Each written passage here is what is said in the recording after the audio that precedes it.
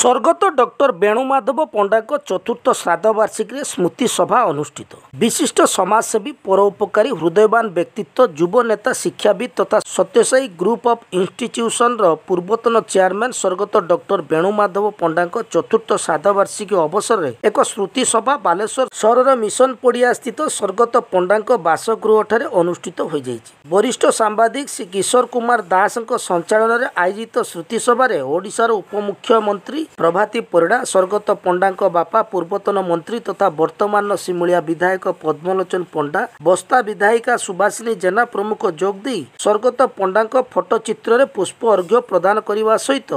स्मृतिचारण करथिले। अन्य मानक मध्य वरिष्ठ आईनजीवी Harekrishna Das Purushottam Biswas councillor Padmalochan Lenka professor Shatrughna Mallick Simulia block chairman Gangadhar Jena Bikram Panda Sairul Haque Archana Nandi प्रज्ञा परमिता विश्वाल समेत बहु विशिष्ट व्यक्ति उपस्थित रही स्मृतिचारण करथिले। स्मृति सभा परिवार वर्ग समेत सत्यसाई अनुष्ठान समस्त कर्मकर्ता उपस्थित रही। क्लब फंक्शन हो किए असुविधा पड़ी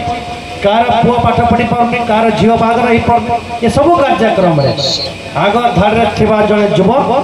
जार आखिरे आखिए स्वप्न थिला सी आम समस्त पर करी अबल छाड़ी चल जावा ये खाली बालेश्वर पाई आम युव समाज बड़ धक्का वर्तमान में आज चतुर्थ श्राद्ध वार्षिक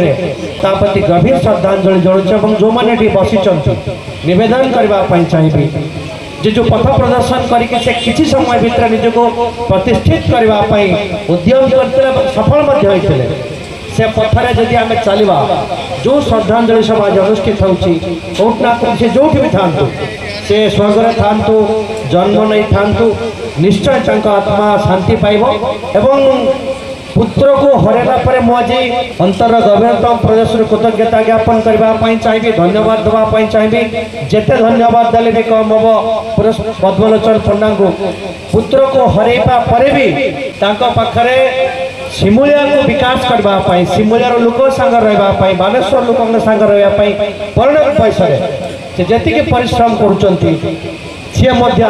शिक्षण विषय अधिकांश सामाजिक काम सहयोग करूँ से भी आम जो कार्यक्रम करूँ से भी बहुत साहय करते सब बहुत बड़ कथा हूँ रक्तदान शिविर बालेश्वर हॉस्पिटल में जिते बड़े रक्त सर्ट हो जाए से जो सब आड़ आम निराश हो से वेणुमाधव पंडा को मन पकाऊ एवं आम अनुरोध करुचे जे बालेश्वर रक्त भंडार रक्त ना आपन किसी रक्त आरेंज करके दियो डाकना हूँ टुकुना पदुना टुकुना डाकती आम गोटे टुकुना डाकू से सब बेले रही कोरोना समय जो कार्यक्रम कर समाज केमती सेवा करती से देखे मु गोटे दुटा कथा कह बेसी कथा कह वेणु ना एक व्यक्ति विशेष नहती से आज दिन से एक आम एक आदर्श एक सामाजिक अनुष्ठान छात्र छात्री मैंने अच्छा से छात्र छात्री मैंने आज झुरुंट कॉलेज प्रत्येक पिला को से तार निजर सान भाई भाया व्यवहार करी सहित मिलमिशी केमती कॉलेज भल चलो से भविष्य केमती भल हम से सदा सर्वदा चेष्टा करूला।